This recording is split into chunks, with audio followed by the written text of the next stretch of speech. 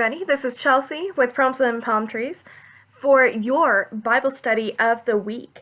So I thought I'd do an introduction. What we're going to be doing, and say hi to Kula. Hi, Kula. There she is. Hi, baby. Are you going to lay down?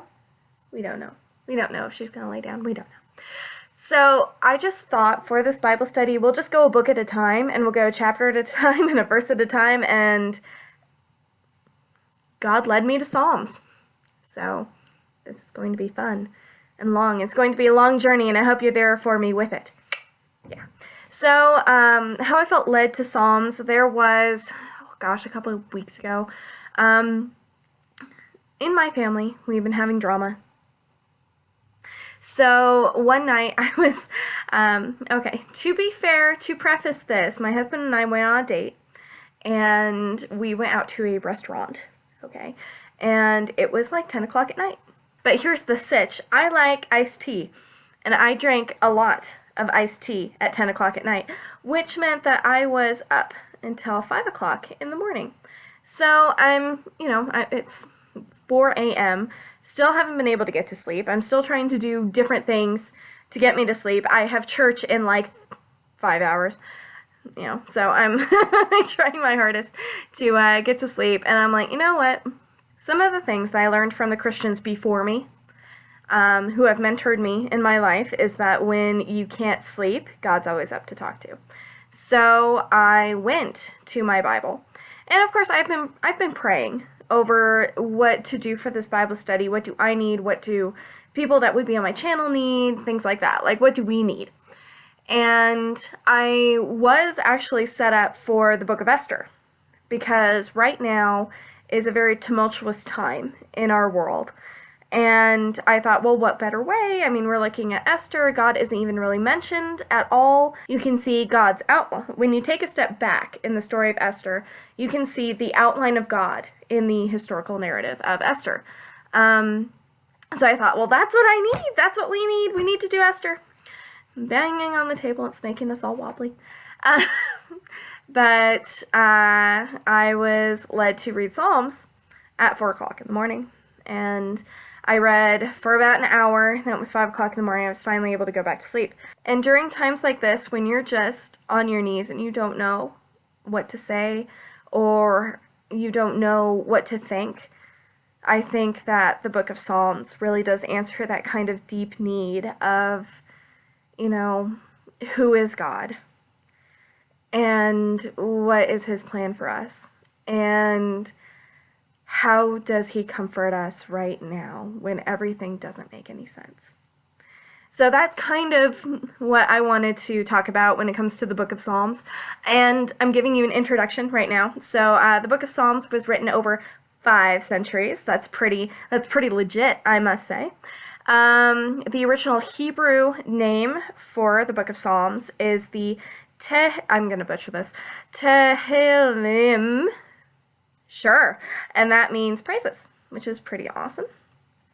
And it is contained in the first book of the, It is contained in the first book of the Ketuvim, which is the writings, and that is after the Torah and the Nevi'im. Psalms, that title, comes from the Greek translation meaning instrumental music, or words accompanying the music. Okay, so there was music mostly accompanied with psalms. A lot of the psalms were sung. There are 5 sections of the book, so it was written over 5 centuries with 5 sections. 76 of the psalms were written by David or attributed to David. So we can kind of, if you know who David is, you have a lot of background. I'll try to explain the background of each of the psalm as we go through. I tell you what. Also, side note, Psalm 119, I am going to make sure to break that up because that is a huge psalm and it cannot be summarized in one video. So, I'm going to try to break it down. Just saying. Okay. There were a litany of other writers. There's Asaph, the sons of Korah, Solomon, Moses, Ethan, and Haman. Or there were psalms that just didn't have an author listed. There are also different types of psalms that we will go through and we'll look at. There's hymns, so basically you're singing to God.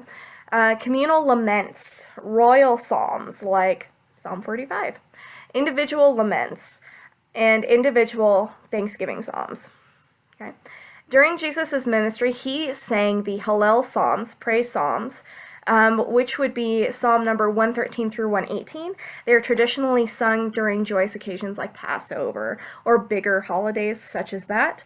And it's pretty intense when you actually read Psalm 118 and you realize that Jesus, he sang Psalm 118, fully knowing that he was going to be betrayed and hung on a cross, buried and resurrected. Fully knowing he was going through all of that, he sang Psalm 118.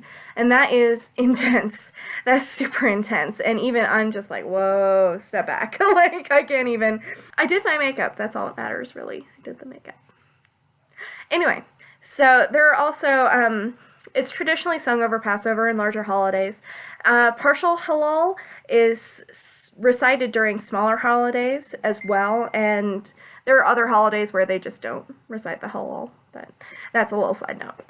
I can't wait to get into these. I cannot wait to get into the Psalms and dive into the Old Testament and dive into this is, you know, a huge section of literature and poetry. It's God's soul communing with our soul. And it's him meeting us where our hearts are broken and where, you know, he can heal it. And I think that is beautiful and necessary right now. Where are you going? Oh, stretch. Oh, yeah, baby. You get that stretch on. Hi. Mm-hmm. Hi. What you doing? I love you. I love you. I love you. Ah. You're so cute. Okay. So anyway, questions to ponder. We are going to start in Psalm 1 next week. Feel free to read it. And while you're reading it, come back to the Bible study. Come back. I love you. And while, you know, feel free to read it. If you don't, that's okay because I'll be reciting it during the next video. But I do have some questions that I want you to ponder for this week. Number 1, who are your influences? Number 2, why do you have those influences in your life? And number 3, do they help or hurt your walk with God? So those are the 3 questions that I want you to be asking, and I will be asking those of myself as well. So anyway, keep it in the Word and have a great weekend. Oh yeah, see you next week. Okay, bye.